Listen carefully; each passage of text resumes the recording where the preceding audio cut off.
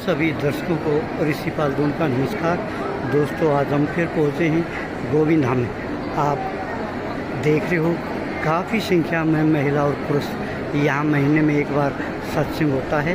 तो सत्संग के जो गुरु जी के प्रवचन हैं उनको सुनने के लिए हमारी काफ़ी मात्रा में माता और बहनें आती हैं और इस सत्संग का लाभ उठाते हैं।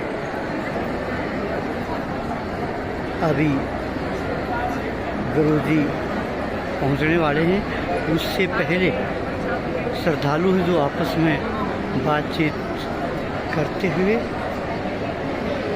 और फिर बताता हूँ, यहाँ जो भी भाई आवे शराब बीड़ी सिगरेट छोड़ के आवे, बिल्कुल पूरी श्रद्धा से आवे, ईमानदारी से आवे। ये बहुत ही पवित्र सलाह मशवरा करते हैं। एक तरफ पुरुष बैठते हैं और दूसरी तरफ आपको बता दूं महिला बैठती है। यहाँ नियम का अनुशासन का पालन करना बहुत ही ज़रूरी है। और आइए आज आपको इस सत्संग की पूरी रूपरेखा सुनाते हैं। आइए मेरे साथ। और दोस्तों, इंतज़ार की खरीद समाप्त रणजीत भी पहुँच ही गए हैं अपने श्रद्धालुओं के माध्यम।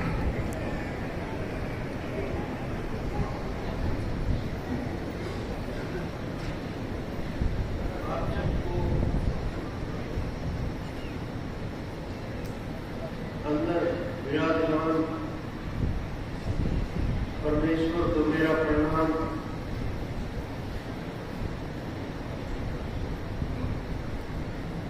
इस संसार के अंदर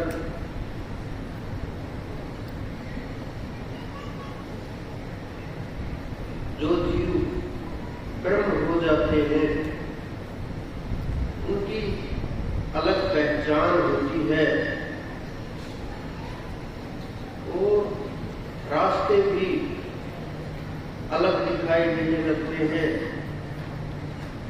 सदियों के बाद तो नहीं कहूँगा मैं, क्योंकि वो प्रकट नहीं हुए थे, पैदा हुए थे आपकी तरह से, हमारी तरह से, सब जीवों की तरह से। लेकिन उच्च कोटि के महात्मा महापुरुष बहुत, उन्होंने जब शुरुआत की, कोई भी महात्मा संत दिव्य आत्माएं साधना से शुरू होकर के सिद्ध अवस्था तक चली जाती है, उच्च श्रेणी में चली जाती है, आत्मा का अनुभव कर लेती है। और जो आत्मा का अनुभव कर लेते हैं वो फिर स्वयं के ऊपर ही काम करते हैं और आत्मा की तलाश दिशा देते हैं, न गलत रास्ता दिखाते हैं, न गलत शिक्षा देते हैं, और सही और गलत को छांट करके अलग अलग करके दोनों चीजें सामने रख देते हैं। उस समय के महापुरुष जब वो आए, जब जाल बुन रखे थे और उन जालों को कोई काट नहीं पा रहा था, क्योंकि संतों के अलावा कोई दूसरा सही रास्ते को नहीं जानता, ना दिखा सकता, और सही मार्ग के बिना वहां नहीं पहुंच सकते। इतना समझा सके, दिखा सके, गुणगान कर सके, उन्होंने किया। और मैं कल की बात करूं, कल 20 तारीख थी, कल लगभग 20/6/2009 को जब हमें गुरुपद प्राप्त हुआ था, 2009 के अंदर करीब लगभग 15 वर्ष पहले, तो हमें जब साधना पूर्ण हो गई, आवश्यकता महसूस नहीं हुई, तो परमात्मा ने बद्रीनाथ के अंदर जो कृपा की, वो तरीका होता है कि क्या किया जाता है, कैसे प्रदान की जाती है चीजें, कोई ऐसे भी गुरुपद नहीं मिल जाता। साधना के लिए जीवन मुक्त होने के बाद भी अगर साधना निरंतर चलती रहे तो वो आत्मा इतनी योग्य समर्पण किया जाए कि एक भी सांस व्यर्थ न जाए।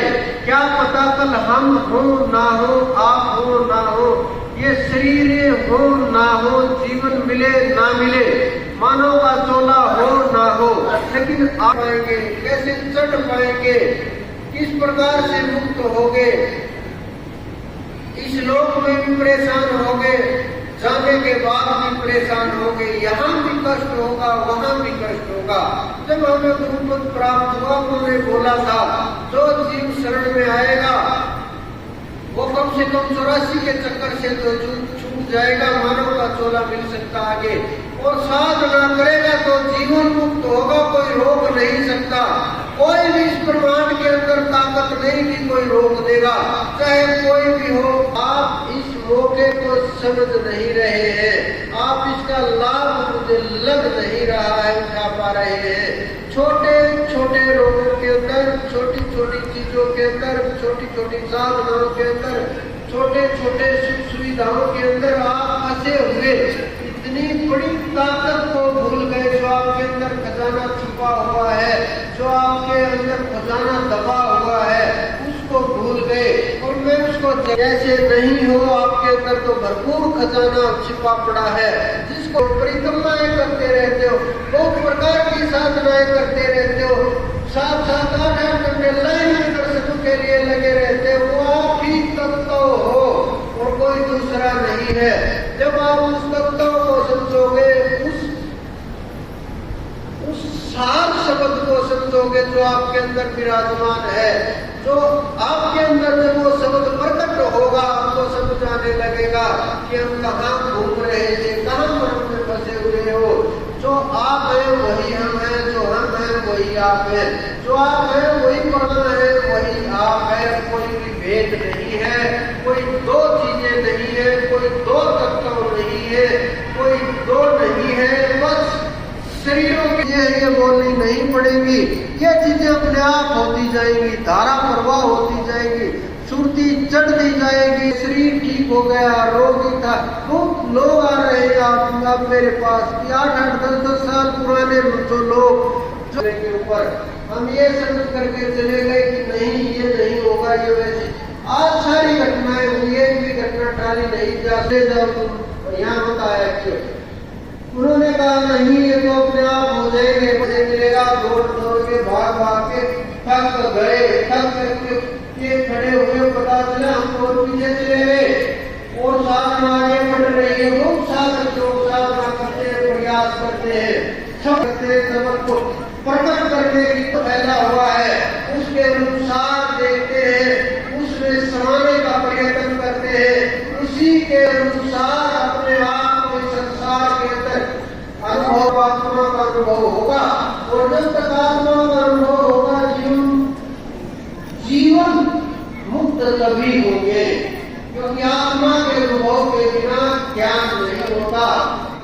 क्योंकि वो परमात्मा जब गुरु प्रदान करता है तो नियम भी बनाता है और बोलता भी है सब कुछ साफ साफ। तो जो साधना करेगा, ध्यान लगने से कोई नहीं रोक सकता। अगर कोई रोके मेरे पास आ जाना, साधना करना मैं सिखा दूंगा, ये सोच के नहीं कि कमरे में गए कि साधना सिखाओ, मैं बोलूं कि शाम को मिलते बैठो, कि शाम को तो नहीं मिल पाएंगे, मैं तो बड़ा बच्चों से छुपा करके आया हूँ, जाना ही पड़ेगा, फिर नहीं हो पाएगा। निश्चिंत होकर के आना, निश्चिंत होकर के सवाल करना,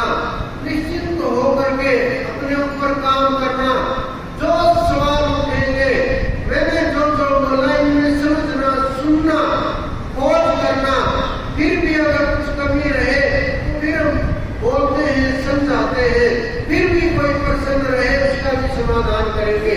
तो आप साधना कीजिए, उस परम तत्व की ध्यान कीजिए, सुमरण कीजिए और आप सबके अंदर विराजमान उस परम पिता परमेश्वर मेरे गुरु मेरे ईश्वर को मेरा बार बार प्रणाम।